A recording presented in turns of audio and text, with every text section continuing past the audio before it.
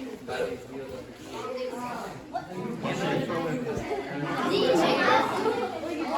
made it.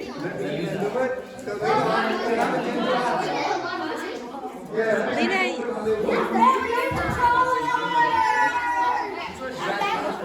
You cannot see better over here. You cannot see better over here.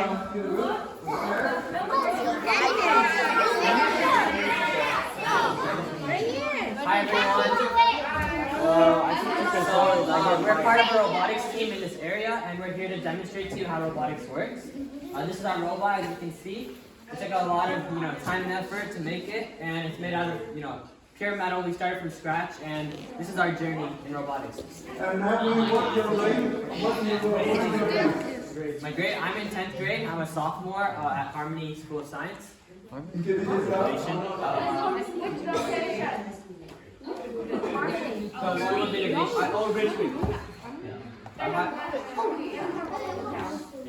So my name is Sheer. I am also sophomore, and we're from the same school, Harmony School of Innovation.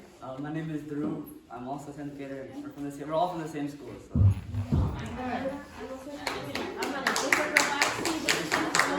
Oh, very good. Give them a hand.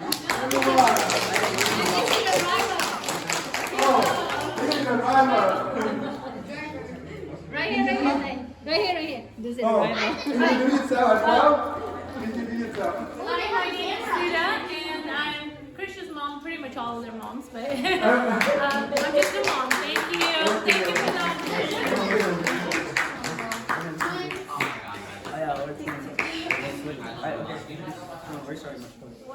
Okay, so first we'll show you how the robot moves.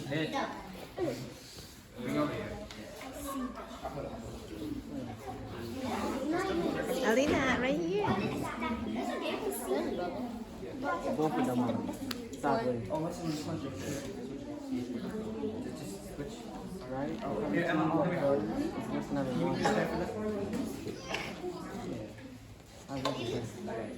So first off, Wow. So basically, this is what a normal controller would look like. And so I'm gonna be driving the wheels, while Krish will be driving I'll be the driving this lift right here. Alright. How long does that take you to build it? And yeah, so literally those two, I'll be moving the rope faster. And basically what we're gonna do is we're gonna be taking these codes and we're gonna be putting it on these poles. We're gonna stack it. It is possible. I'm just gonna demonstrate. I'll demonstrate you the control. It was Expensive. It was pretty expensive. So this, you go forward. Guys, come on, we gotta speak. Okay, so basically this is the normal controls. If you go backwards, you go backwards. Forward. If you turn towards the left. Wow. Towards the right, go towards right. And then this is a very cool thing with the robot, is that if you use this joystick, and you can go sideways. That's awesome. Yeah. That's what the wheels are like. So you can straight side to side, you can go like up, down, side to side at the same time. Yeah. And then for this controller, it's also pretty simple. So this one, if you move it up, it makes the lift go all the way high, all depending on how long you hold it. And then you have these buttons over here. What it does is closes and opens the servo right here. So this thing right here is called a servo. So basically it's used to control small parts of your robot. And over here, for example, you can close, open, close. Hey, get this cone over here. Come on. So like to demonstrate, we'll just grab this phone.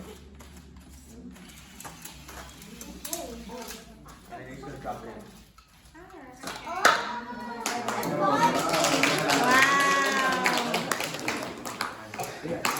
That's amazing. Is there any volunteers who want to try out the robot?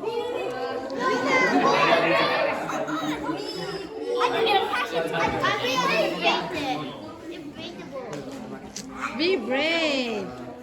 First, let's do one. So you're gonna be driving the wheel, okay? So let's go get this cone over here. Yeah, go forward. Push grab it. Alright, let's go put on this one again. Backwards. So good. Yeah. That's right. Other way. Forward. Drop it. Wow. That's very good. Well done.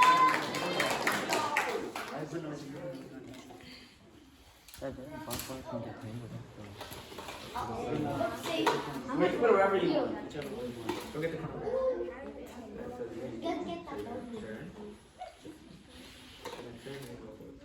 Don't do that. It will go faster.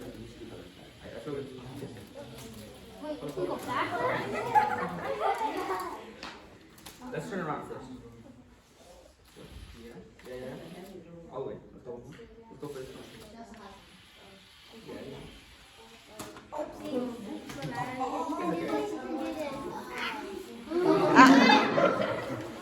Let's get your own guy, your own side.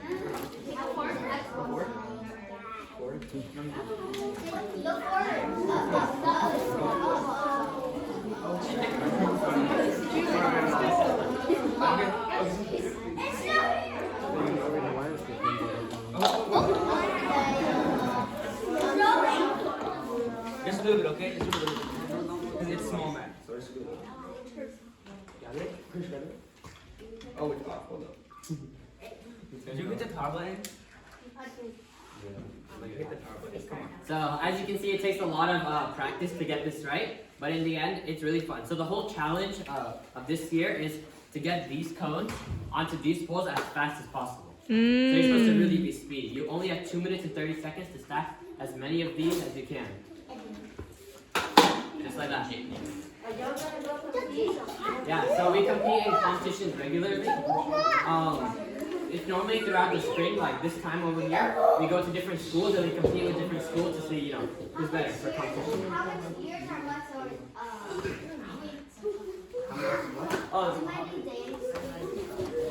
We do it for like practice. So we start all of this, the building process of the whole robot. We started in November and September-ish. And then throughout the year after we built it, we have to program all the controls. And then after that, in this season, spring season, we compete with other teams for a competition. So it's like a full year. So we start when school starts and we end at around February.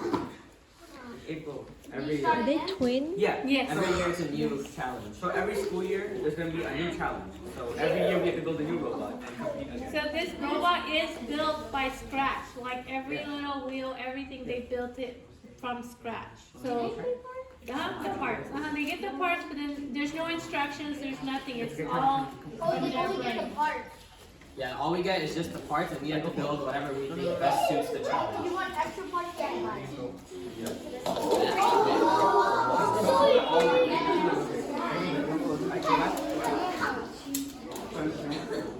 Do you have to go around it? Yeah. So basically, there are two different segments to the game.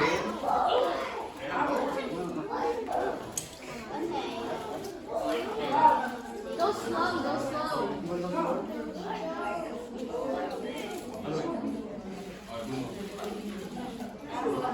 Okay, go.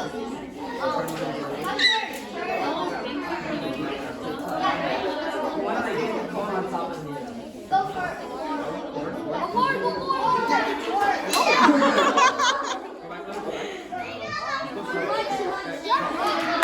Good job.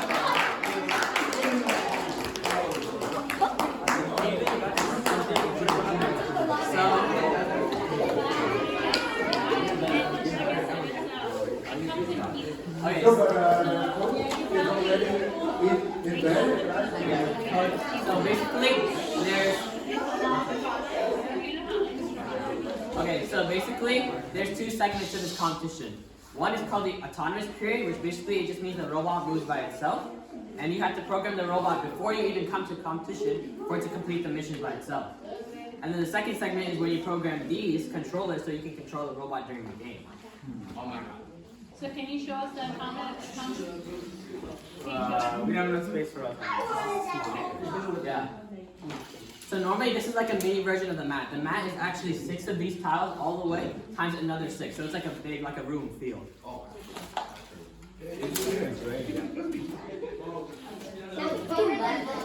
Yeah, way bigger than this.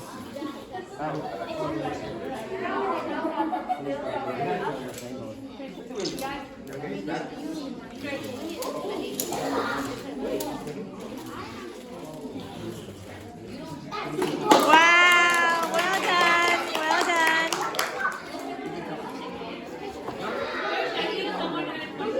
Oh, you have a question? Does anyone have any questions? So we have 3 robotics teams in our school. So for each team, there's a separate robot. So like, for example, there's like our team, and then you see every different colored shirt is a different team. And we have to build 3 robots this year to compete in this competition. Wild. What was the first one? This is the first one? Yeah. This is the first one.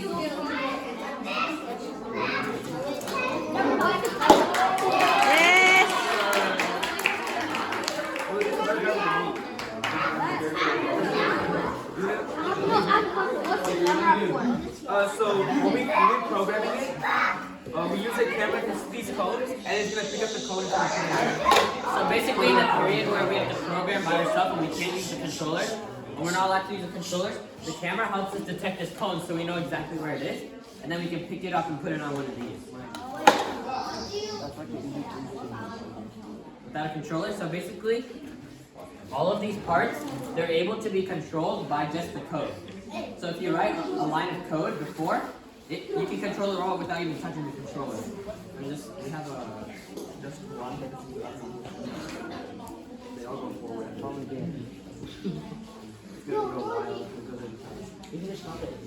Pick up the robot and do it. Okay, So here's one of the programs we have. So basically, no one's touching the controller, automatically moving by itself. So things like that, on the big field, we're able to program this and then make everything work automatically. It's somewhat like Tesla, like how it's running automatically. You have to. It's sort of like that. Tesla's a little bit more advanced because they have a brain that adapts to everything you do. And this robot has to be purely coded, so like the person has to tell the robot exactly what to do, and then it'll do the job. That's why I spent more money in coding. So by coded, what I mean is these. Hold on, let me show you. So over here, inside here, this is the brain of the robot. So everything that's connected to the robot, for example, this and all of the wheels, are connected to this brain.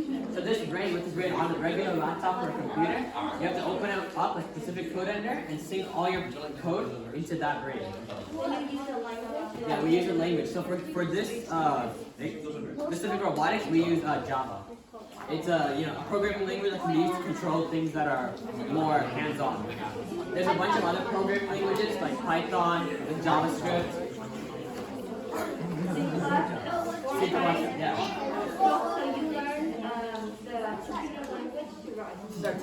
Yeah. So whenever you go to Basically, you have to learn the computer language in order to write the code. So the number on the side is saying that. It's our team number right here. You make your team number or do you give it? They give us a team number. Like this. It's over 80,000 teams, so it is differentiated. And so how it works is after you compete at a local level, with, for example, like 20 teams around you, and then once you beat them, you move up to more levels until you get into the World Championship, where they invite teams from all over the world to compete. Have you beat a team? Like 20 teams, yeah. Right now, that's the competition we're going to this Sunday. Have you previously beat people? Yes. Previously, yes. After harmony, you're heading to MIT. After harmony, that's the dream, yeah. For sure. Let's go. Pick it up.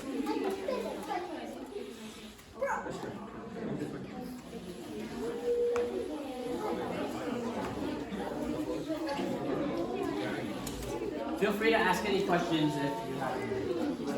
You have a question? Morse code? So Morse code is not a robot language, it's more of like a sign language. You know how basically it's used in taps, right? Or like noises, sounds, or taps.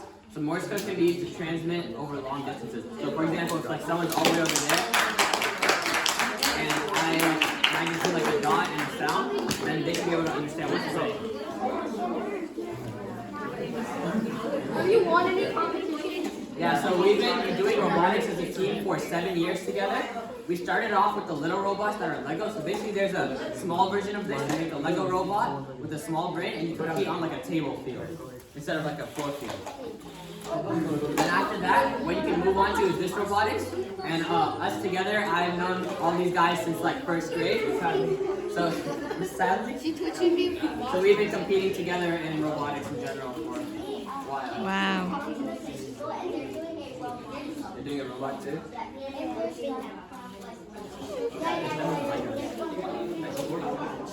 Yeah, for mostly the base level you can start at is Legos, and then once you reach middle school, 7th grade and 8th grade, and then high school, you can transition over to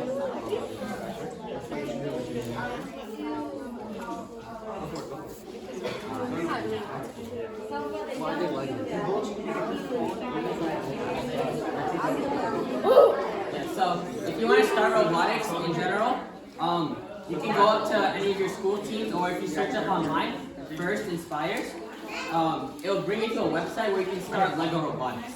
So basically what it does is you have to just register a team, and then once you compete with another team, you're able to start coding, and then it's basically like a mini version of this. So you get all the coding, you can build your own Lego robot from scratch, and then you complete missions that are simpler. Yeah, so normally you have to buy a Lego set, but if you have a team, the cost becomes cheaper. Like our team is like 15 people, so the cost becomes a lot smaller. You split it between all of us. There's no leader. That's the point of the team. We all work together equally.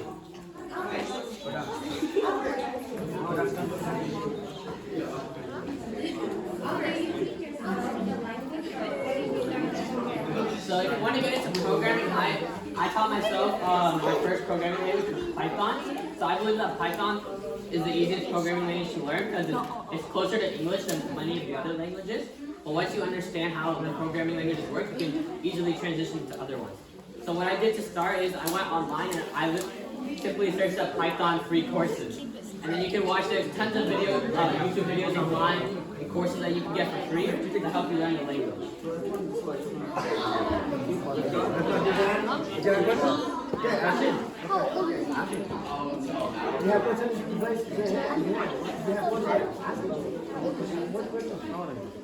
Okay, we can try.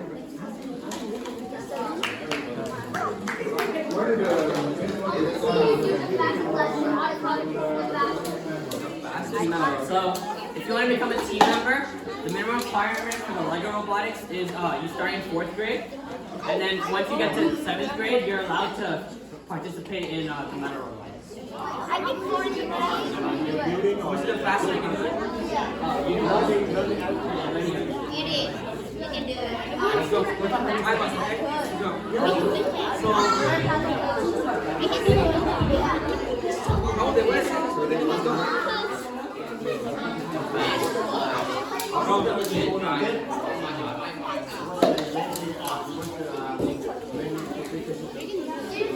This robot, so we use a programming language called Java, and then the brain has its for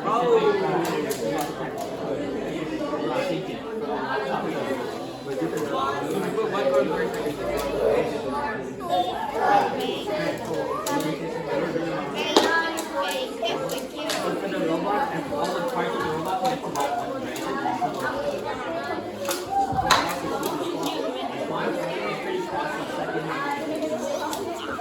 Especially when it's controllers,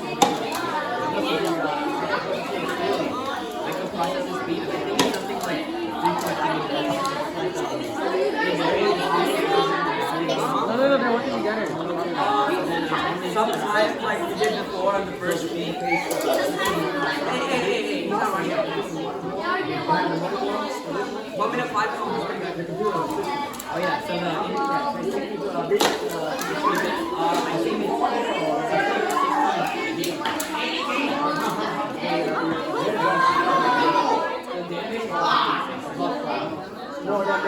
think